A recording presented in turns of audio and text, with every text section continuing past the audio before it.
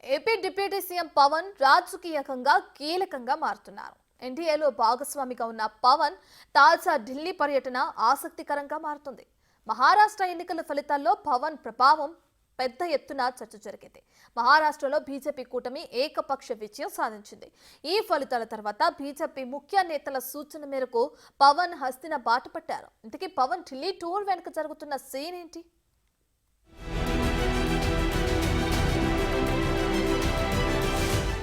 హస్తినాలో busy 15 రోజుల్లో రెండోసారి tour. కమలం దిగ్గజాలతో వరుసగా భేటీలు. పవన్ ఢిల్లీ పర్యటన వెనుక రీజన్ ఏంటి?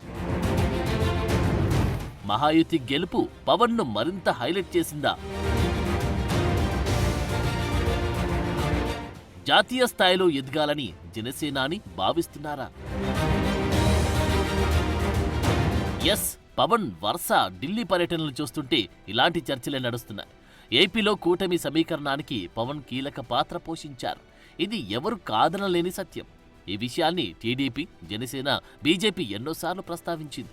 పవన్ కళ్యాణ్ చొరవతోనే కూటమి ఏర్పాటై వైసీపీ ఓట్లు చెల్లకుండా గెలుపు సాధ్యమైందని ఘంటాపథంగా చెబుతారు. అందుకే ఆయనకి డిప్యూటీ సీఎం పదవి కట్టబెట్టింది కూటమి. దీంతో పవన్ రేంజ్ ఒక్కసారిగా నేషనల్ లెవెల్కి చేరింది. డిప్యూటీ సీఎం అయినప్పటి నుంచి తన బాధ్యతల్లో బిజీగా మారిన పవన్ సేమ్ లెవెల్లో హిందూవాదుల్లో ఆయన మైలేజ్ బాగా పెరిగింది. దానికి కారణం తిరుమల వేదికగా సనాతన ధర్మ పరిరక్షణకు హిందువులంతా ఏకం కావాలని పిలుపునివ్వడం. ఈ స్టేట్మెంట్ తర్వాత బీజేపీకి పూర్తిగా దగ్గరయ్యారు పవన్. ఇక ఇప్పుడు ఢిల్లీ టూర్స్తో హీటెక్కిస్తున్నారు. దీని వెనుక మతలబు ఏదో ఉందనే చర్చ జోరందుకుంది.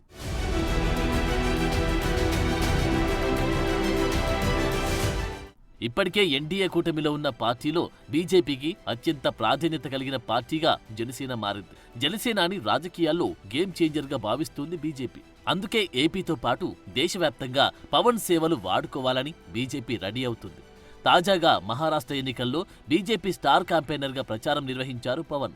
ఆయన ప్రచారం చేసిన పూణే, షోలాపూర్, డేగులూర్, బల్లార్పూర్, బోకస్, కసబాపేట్ లాంటి చోట్ల బీజేపీ అత్యధిక మెజార్టీ సాధించింది.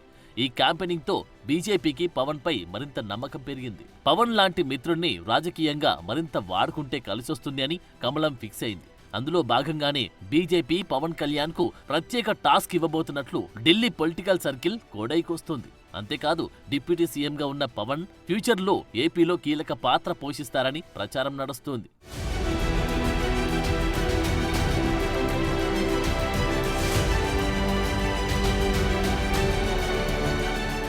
గత 15 రోజుల్లో పవన్ ఢిల్లీకి వెళ్లడం ఇది రెండోసారి.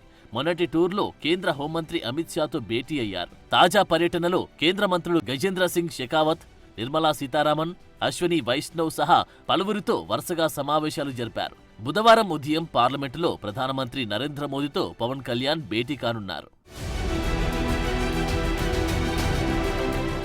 ఏపీ అభివృద్ధిలో పవన్ కీలక పాత్ర ఉండబోతుందని ఢిల్లీ వర్గాలు చెబుతున్నాయి.